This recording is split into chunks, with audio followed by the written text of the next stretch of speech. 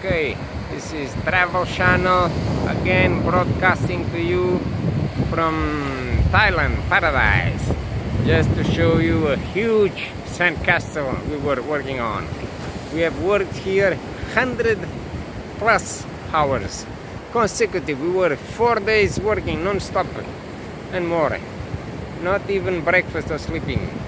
So this is the castle wall. Here we have a river coming from the sea and a real bridge with snakes and dragons. Don't go there inside, very dangerous. On top of it we have the guards for the castle and some poor alive